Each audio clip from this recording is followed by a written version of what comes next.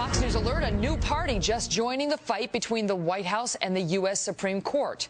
Now, this dust-up all started when Chief Justice of the United States, John Roberts, criticized President Obama's State of the Union address. Now, that address happened back in January, but the Supreme Court justices don't speak out very often.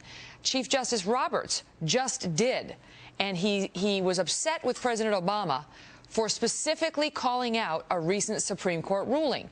The Chief Justice saying that President Obama is absolutely free to speak his mind on such matters, but questioning whether the State of the Union address to Congress with the Supreme Court justices sitting there is the proper venue. There is the issue of the setting, the circumstances, and the decorum. To the extent the State of the Union has degenerated into a political pep rally, I'm not sure why we're there. So, does Chief Justice Roberts have a point? Joining us now is Republican Senator Orrin Hatch. He is a member of the Senate Judiciary Committee and has been for many years. Senator, good afternoon to you. So you are weighing in now on this battle. What say you? Well, I've been asked to weigh in by you, so I will. But look, it was a political pep rally. I mean, I get so tired of it myself, just bouncing up and down at whatever strikes you as interesting. But the president was wrong on the law. He was wrong on the facts.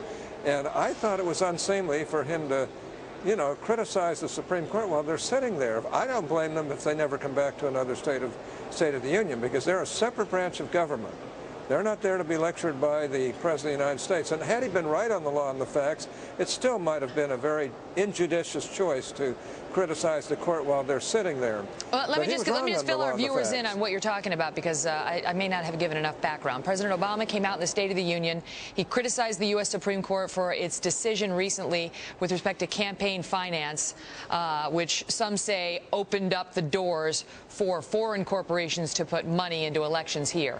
The Supreme Court its defenders denied that, and Justice Alito actually shook his head no and said that's not true.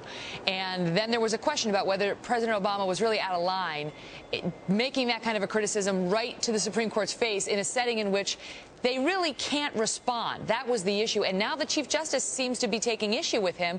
But Senator Hatch, Robert Gibbs, the White House press secretary, stands by the president and says there was nothing wrong with this. Well, what do you expect Robert Gibbs to do? I mean, he's the chief apologist for the president. I don't blame him for that. I think it's stupid the way he stood by him on this issue. But here's what the president said.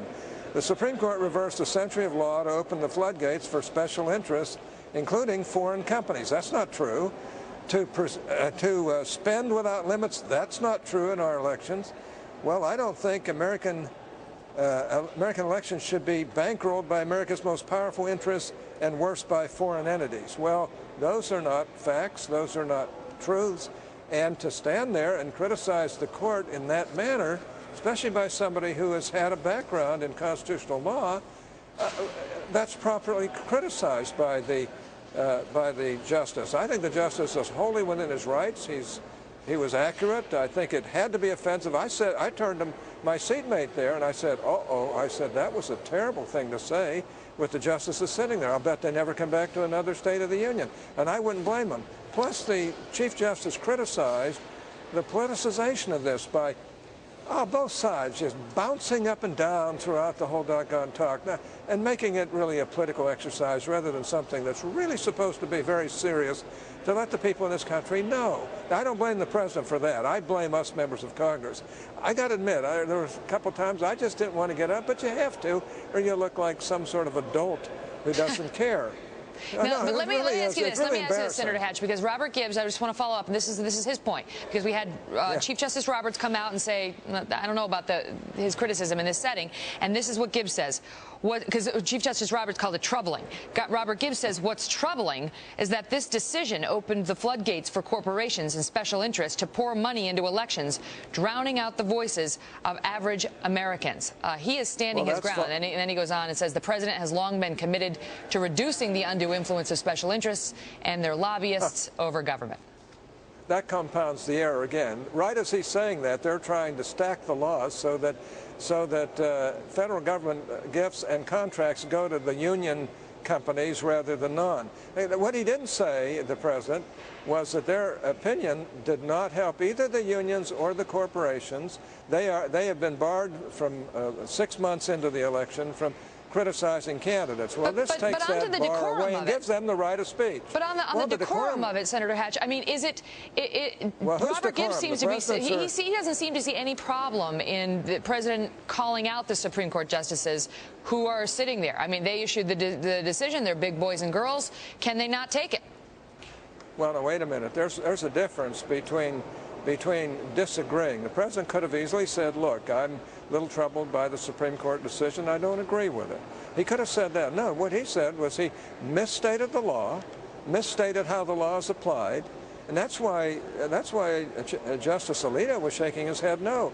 He just couldn't sit there and take it like that, and it was improper, to be honest with you. It was unfortunate. I don't think the president... I blame the doggone speechwriter who wrote it. The president was delivering the speech as written. Of course, I'm sure he'd read it over a few times. And he himself should have thought to himself, is this a proper way to criticize the court in front of the whole world? It doesn't look like they're backing down. It doesn't look like they're having second thoughts about it. I got to go, Senator. That doesn't make them right. And I'll tell you this, Gibbs is not only wrong, but the president was wrong, and he was wrong on the law, he was wrong on the facts, and Chief Justice Roberts is right. It's interesting to hear him speak out. You don't often have that. Made news and headlines, not just here. Senator Hatch, thank you so much. It's got to really be irritating to him for him to speak out like that, and I think he was appropriate in speaking out under these circumstances. Thank you so much for being here, sir. All the best to you. You bet. Same